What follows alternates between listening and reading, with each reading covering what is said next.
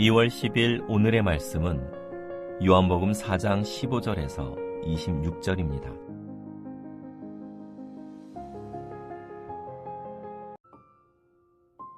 여자가 이르되 주여 그런 물을 내게 주사 목마르지도 않고 또 여기 물 기르러 오지도 않게 하옵소서. 이르시되 가서 내 남편을 불러오라. 여자가 대답하여 이르되 나는 남편이 없나이다. 예수께서 이르시되 내가 남편이 없다 하는 말이 옳도다. 너에게 남편 5이 있었고 지금 있는 자도 내 남편이 아니니 내 말이 참되도다. 여자가 이르되 주여 내가 보니 선지자로소이다. 우리 조상들은 이 산에서 예배하였는데 당신들의 말은 예배할 곳이 예루살렘에 있다 하더이다. 예수께서 이르시되 여자여 내 말을 믿으라. 이 산에서도 말고 예루살렘에서도 말고 너희가 아버지께 예배할 때가 이르리라. 너희는 알지 못하는 것을 예배하고 우리는 아는 것을 예배하노니 이는 구원이 유대인에게서 남이라. 아버지께 참되게 예배하는 자들은 영과 진리로 예배할 때가 오나니 곧 이때라. 아버지께서는 자기에게 이렇게 예배하는 자들을 찾으시느니라. 하나님은 영이시니 예배하는 자가 영과 진리로 예배할지니라. 여자가 이르되 메시아 곧 그리스도라 하는 이가 오실 줄을 내가 아노니 그가 오시면 모든 것을 우리에게 알려주시리이다.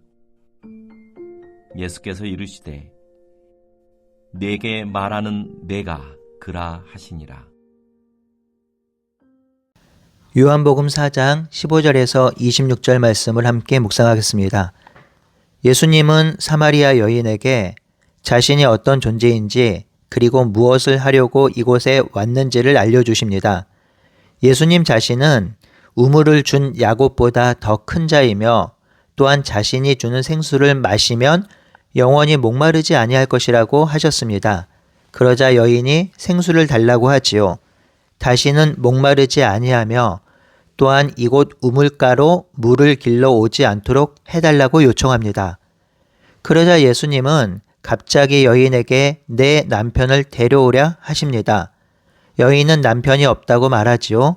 그러자 예수님은 지금 남편이 없다 하는 말이 맞다고 하시면서 이전에 남편이 5이나 있었고 지금 있는 자도 내 남편이 아니라고 하십니다. 여인은 자신의 과거를 훤히 알고 있는 이 예수님이 정말 범상치 않는 인물임을 알았습니다. 그래서 여인은 예수님을 향해 선지자라고 고백합니다. 예수님은 이 여인의 슬프고도 생각하고 싶지 않은 아픈 과거를 들추어 내셨습니다. 여인에게 남편이 5명 있었다는 것은 이 여인의 과거가 얼마나 힘들고 어려운 상황이었는지 알 수 있는 대목이죠. 남편이 5명이나 있었다고 해서 몸을 파는 창녀라고 굳이 볼 필요는 없을 것 같습니다. 다만 여인의 삶과 인생이 평탄하지 않았으며 사람들의 비난과 조롱 속에 살았던 것은 확실합니다. 지금도 남편이 5명이나 있었다고 한다면 그 여인은 세상의 따가운 시선과 눈총을 받기에 충분합니다. 또한 그러한 여인과 마주친다면 다들 꺼려 할 것입니다. 지금도 그러할진데 예수님 당신은 어떠했겠습니까? 그렇기에 이 여인이 물을 길러 나온 시간이 낮 12시입니다. 유대 땅과 같은 중동의 날씨에 사람들은 낮 12시에 이동하거나 물을 길러 나오는 일은 없습니다. 그렇기에 이 여인이 최고 뜨거운 대낮에 물을 길러 나온 이유는 사람들의 눈을 피하고 마주치지 않게 하기 위함이겠지요.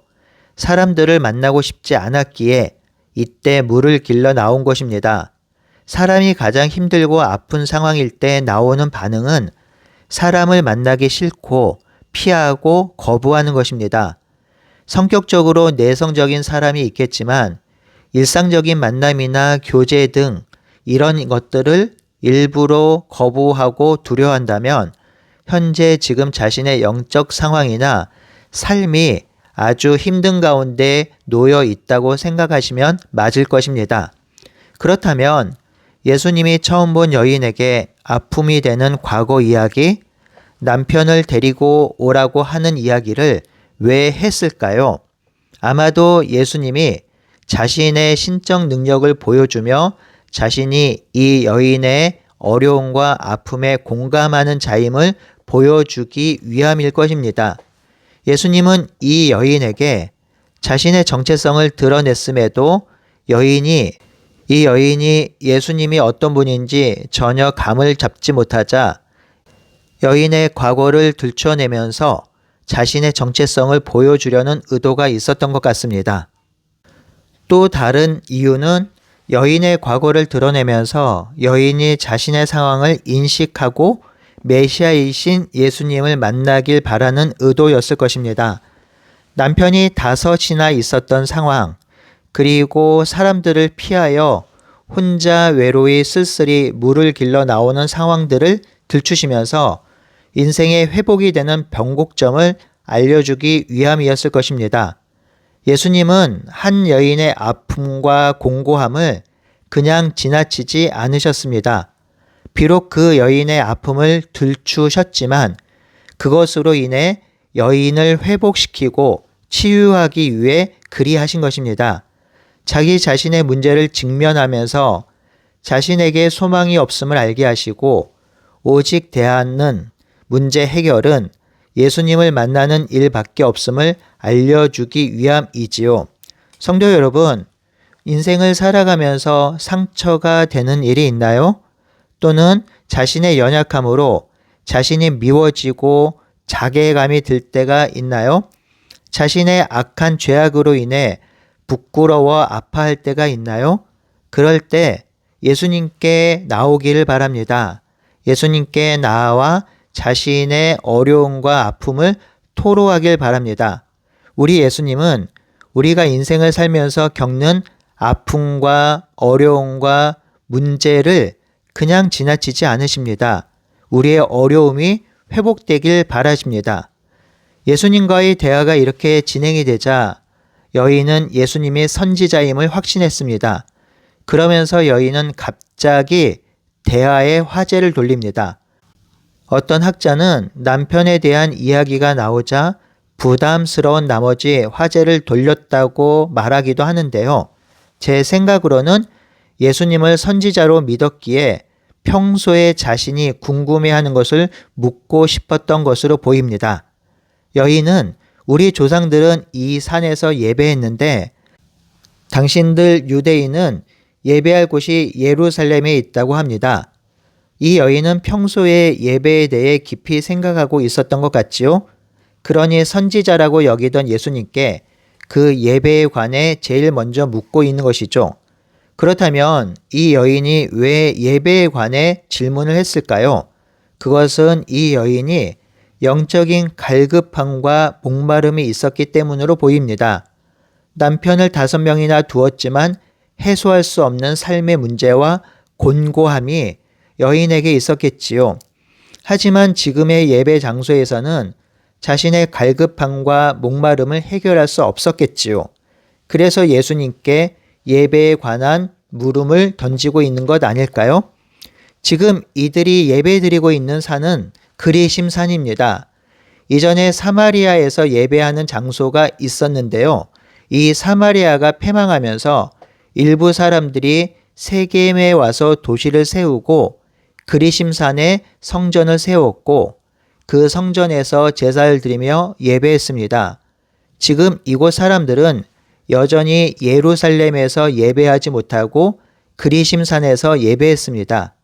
하지만 그리심산에서 드리는 예배가 영적인 갈급함과 목마름을 해결하지 못했던 것이겠지요.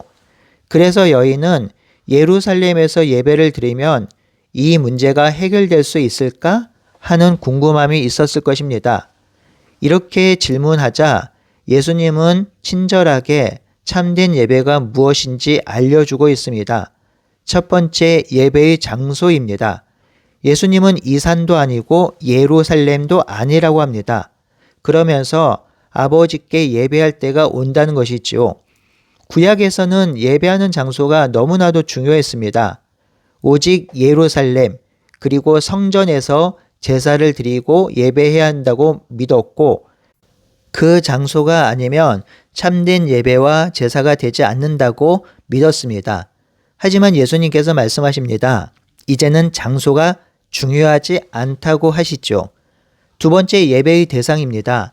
여인은 예배의 장소를 찾았지만 정작 중요한 것은 하나님을 예배하는 것이라 합니다. 21절에 보면 하나님께 예배할 때가 이를 것이라 하지요. 예배는 장소가 중요한 것이 아니라 하나님께 드리는 것임을 다시 한번 설명하고 있습니다. 세 번째, 하나님을 예배할 때 어떻게 예배해야 하는지 알려주시죠.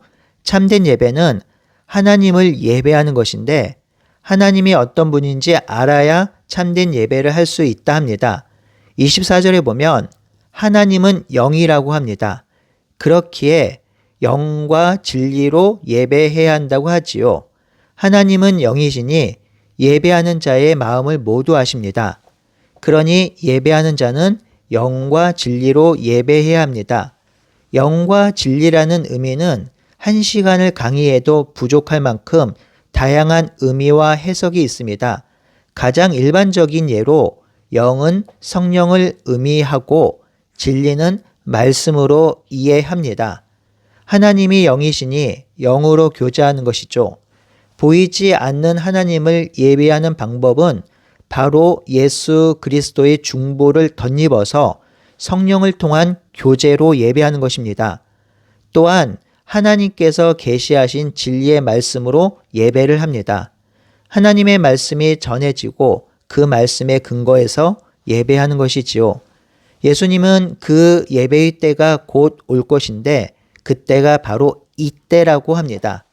바로 예수님은 하나님 나라의 회복의 역사, 구원 역사를 통해서 구약의 예배가 아니라 새로운 시대의 예배가 일어날 것이라고 알려주는 것이지요. 우리는 이 말씀을 묵상하면서 우리의 예배를 다시 한번 생각해 보았으면 좋겠습니다.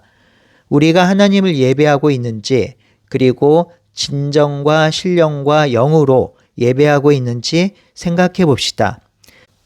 예수님이 이렇게 설명하시자 여인이 그리스도가 오실 줄 믿고 있었는데 그분이 오시면 모든 것을 말씀해 주실 것이라 하였지요. 이 여인도 메시아 그리스도를 기다리고 있었습니다. 이 여인이 그리스도를 기다리고 있음을 아신 예수님께서 이제 자신이 그리스도 메시아임을 드러내십니다. 예수님이 이 여인과 대화하신 이유가 바로 이것입니다. 예수 그리스도를 알고 믿고 깨닫게 하기 위함입니다. 성도 여러분, 예수님은 5 남편이 있었던 여인의 곤고함과 목마름을 보았습니다. 그리고 이 여인이 여전히 하나님을 향한 갈망이 있음을 보았습니다. 그래서 이 여인에게 다가오셔서 자신이 메시아이심을 드러내셨습니다. 그리고 여인을 구원하였습니다. 우리의 공고함과 목마름은 세상 것으로 채운다고 해도 해결되지 않습니다. 우리의 공고함과 목마름은 예수님 안에서 해결됩니다. 또한 하나님께 영과 진리로 예배할 때 우리의 목마름이 해결됩니다. 영과 진리로 예배하는 우리 가운데 하나님이 말씀으로 찾아와 주셔서 우리를 만나 주시고 회복해 주신 것이지요. 오늘 하루도 우리 안에 내주하시는 성령님을 통하여 예수님과 동행하며 하나님께서 주시는 위로와 풍성함을 누리며 살아가는 귀한 한날이 되길 바라고 소원합니다. 기도합니다. 하나님, 우리에게 공고함과 어려움과 낭망됨이 항상 넘쳐납니다. 그럴 때마다 우리가 성령 하나님을 의지하여 예수님께 나아갑니다. 그때마다 우리들에게 하나님의 위로와 은혜와 평안을 허락하여 주시옵소서. 세상이 줄 수 없는, 세상이 주지 못하는 하나님의 위로를 통해 우리가 기쁨을 얻고 살아갈 수 있도록 인도해 주시옵소서. 예수님의 이름으로 기도드리옵나이다. 아멘.